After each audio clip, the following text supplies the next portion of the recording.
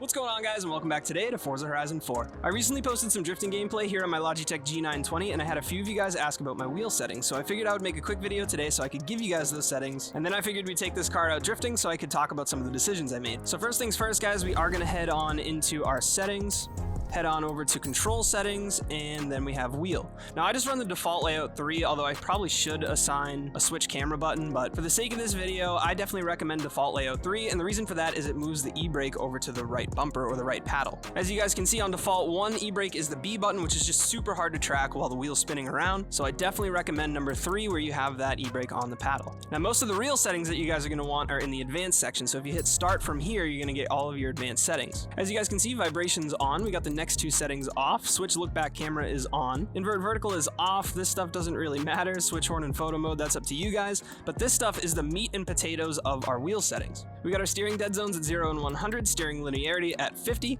acceleration dead zone is 0 and 100 as well, deceleration is 0 and 20, clutch dead zone is 15 and 90, e-brake dead zone's 10 and 100, although I don't think this really matters where it's a button, but I'm really not sure. Vibration scale is 0, force feedback is at 100, center spring at 140, wheel damper at 100, force feedback understeer at 50, minimum force at 0, and rotation all the way up at 900. Now, I do want to say as we jump back into the gameplay here, guys, I don't know if these are the best wheel settings. These are just what felt best to me as I was learning to drift. Now, I do want to talk a little bit about that wheel rotation. So I'm going to hop into first person here. You guys know I like to drift in first person, and we're just going to slide around a little bit while I talk about wheel rotation and why I personally like to learn on 900.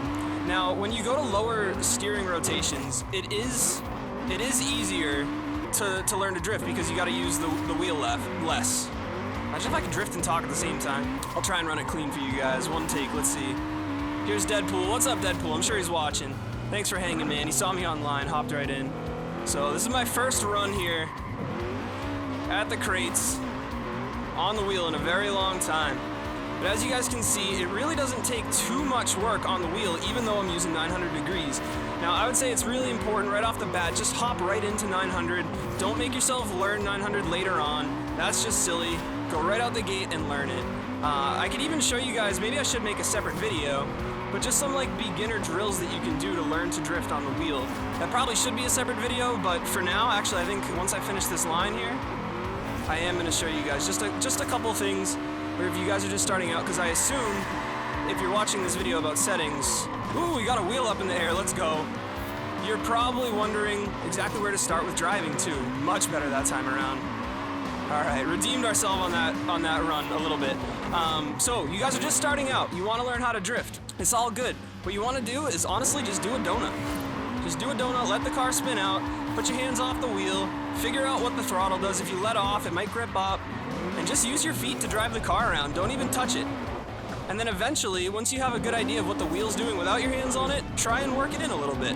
Maybe do a donut like we did before, but try and extend it, right? So we're doing our donut here, we're gonna let our hands off, and then we're gonna see by moderating our throttle, can we do a little bit wider of a donut, and just holding the wheel slightly. Now you don't wanna be ripping the wheel around like this. That's not what you wanna do. The car is gonna self-drive most of the time while you're drifting, so you wanna have, I'm not even touching the wheel a lot of the time, coming down here. I'm gonna use it a little bit there, handbrake. This is all off the wheel. So it's not a ton of input. Now, if you guys are feeling like the wheel is pulling you around a little bit too much, like it's too aggressive, or maybe you're wearing out the wheel a little bit as you're learning to drive, that's okay. What I would say is lower that force feedback scale. So we'll come back into here, into our settings. We'll go over to control settings, and I'll show you guys. So down here on our force feedback scale, if I bring this all the way down to like 20, you guys will see this thing's gonna be way easier for me to move around, and I'm gonna feel a little bit less feedback in the road. So this is huge if you guys are using a lot of steering and you feel like the wheel's just a little too aggressive. You can lighten up the feel of the force feedback a ton and get a lot more rotation without beating up your wheel. So I would definitely recommend that if you guys are steering a lot. But personally, I don't like this, especially as you get better and better. You want to be able to feel what's going on with the car and the road. So I like having my force feedback up as high as I can and using as little steering input as possible while I'm driving the car around. So that's just kind of my thoughts on the subject personally. I know some people run, especially for drifting, lower force feedback on Forza games. But I do have mine all the way up, and that's why. So I'm going to put it all the way back up here. And I think that is pretty much gonna do it, guys. That's my wheel settings. Let me know what you guys think of them. If you try them out, let me know if you like them. And if you made it this far, I genuinely appreciate you watching. Thanks so much for checking out the video. If you did find it useful or liked it at all, feel free to leave a like down below, subscribe for more, dislike it, and I'll see you in the next one. Peace.